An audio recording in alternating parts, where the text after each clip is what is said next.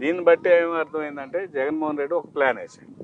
మేము 1800 గజాలు ఇస్తాం అని, 1600 వాళ్ళకి 1800 ఇస్తామని, 1200 వాళ్ళకి 1400 ఇస్తామని, అలాగే అసైన్డ్ రైతులకి ఎవరైతే ఉన్నారో వాళ్ళ ప్యాకేజ్ కొద్దిగా తక్కువ.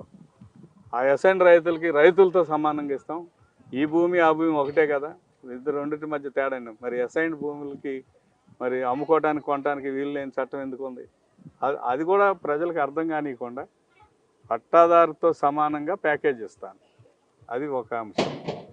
రైతులకేమో 1800 గజాలు ఇస్తానంటాం. 2500 రూపాయల పెన్షన్ ఏదైతే ఉందో ఆ పెన్షన్ని 5000 చేస్తానని చెప్తాం. అది కాకుండా మంగళగిరి ప్రాంతాల్లో కాలువగట్ల మీద, కొండల మీద వాళ్ళలోనూ ఇల్లు నిర్మించుకొని చాలా సంవత్సరాల నుంచి ఉంటున్నారు. లోకేష్ వస్తే ఆయన మంత్రిగా ఉన్నాడు, ఐటీ శాఖ మంత్రిగా ఉన్నాడు. చంద్రబాబు నాయుడు రోడ్లన్నీ వెడల్పు చేయటానికి ఇళ్ళన్నీ కూల్చేస్తారు.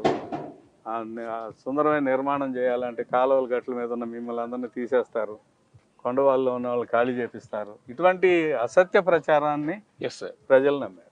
1500